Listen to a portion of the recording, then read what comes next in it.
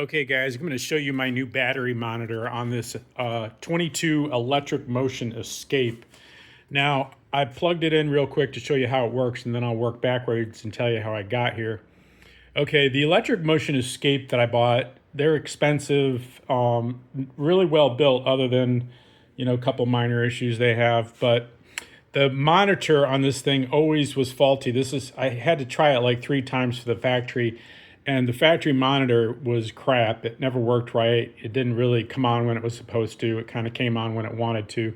So I decided to finally replace it with an aftermarket because they just don't have a better update. And for the price you pay for this thing, I'm really disappointed in Electric Motion for not providing a better unit and shipping it out at no cost to folks. So hopefully they'll listen to this and maybe do the right thing and send out this little battery monitor. They could probably have one made for $8 and ship it out. And, considering what you pay for this thing, they really should be doing that.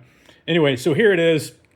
I'm going to turn it on and you'll see the new display. This is something I bought on Amazon, and I'll put a link down below. You can see the voltage here. This one should top out around 58 and change. And I will hit this again. And I just fully charged it. Now, I don't know how well this is going to react over time and give me a good indication of what's going on. But you do have to set these things up when you get them. This still has the plastic coating on it. Now, I'll show you how I did this. You can just follow the wire to your monitor and you can plug it, unplug it right here. I just plugged that in temporarily. But I'll show you what's going on here.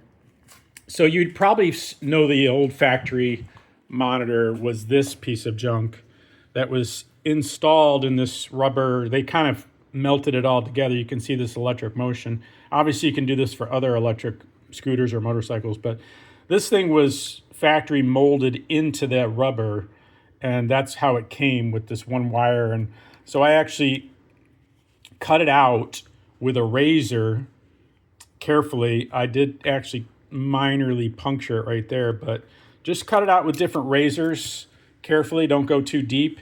You can score it around the backside and just slowly work it out. You can see how deep this thing is. And I cut the wire, obviously. And in this case, it's red to brown was the correct connection on this one. So when I cut that lead off and I reattached it, I just used electrical tape and some shrink stuff. But it's red to brown for power. And then I traced this unit and then razored it to the correct size to fit this thing. And then I just did a little bit of glue on the backside, as you can see, just to hold it in. Shouldn't really go anywhere. I mean, it just sits there. I mean, obviously this thing's a little more exposed. It could get beat up by branches or whatever. But just to go over the programming on these things, it's a little confusing, but really the main thing you got to focus on, the rest of it's kind of, hokey pokey, but the main thing is setting it up to a lithium ion battery. And that means that when you go into the settings, here's the directions for this thing. You're going to, in mode 1, you'll get into the setup. You're going to put in an L for lithium. And then you need to know the number of series or cells, so to speak, in your battery.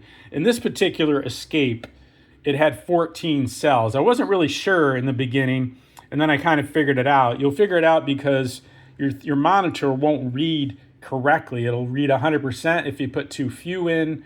If you put too many in, it'll read lower. Like if I went to 15, it might read, if I put 15 as the number for the setup, it might read like 80% full. If I go to 14 when it's fully charged, it'll read 100% full.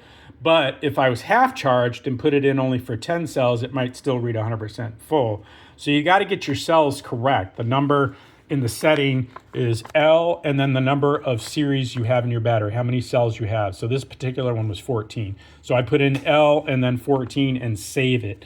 The rest of the settings are kind of, willy-nilly, because how are you supposed to know all these other details? Obviously, the second one is a timer for when you want the thing to display. I left it at 10 seconds. That's all I needed. The next one was, different custom modes, and you'll see. I mean, I did try to set it up for temperature. Apparently, this will read the temperature in Celsius.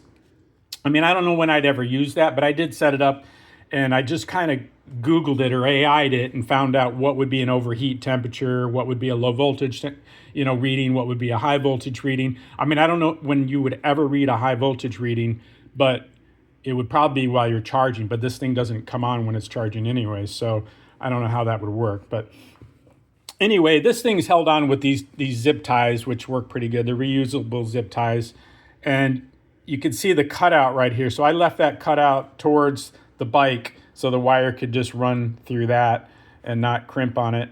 So, I think it's going to be a pretty good deal. I'm going to have to get used to where the battery runs down to in terms of its metering. And, as I use it and kind of get a sense, I kind of estimated how charged it was by how long it took to fill it back up, the battery, by watching the time on it. It took about an hour and 10 minutes. So I figured I was about 80% charged or something like that. And it seemed to make sense when I was getting the readings from here. So again, I hope this helps you guys. You can put this, I'll put a link down to this below. You'll figure out the settings and the memory and the correct setup. And let me see here. Yeah, high voltage alarms on 7, temperature setting on 6, calibration, I don't think you need to mess with. Hopefully, I gather they're factory calibrated, but I don't know what it means in terms of being calibrated at 30 volts. I think that's still works for this particular battery.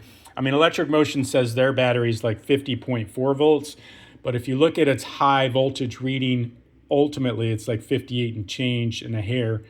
But that's, numbers that you can kind of Google on your particular bike and so forth. But, well, anyway, I hope that helps you guys. Again, appreciate any likes and subscribes. This little battery monitor will now be hopefully helping me keep track so I don't run out in the field, as opposed to this one, which was always been garbage. Again, to Electric Motion, I hope you guys fix this and send some units out that are a little better. Thanks. Again, appreciate any likes and subscribes.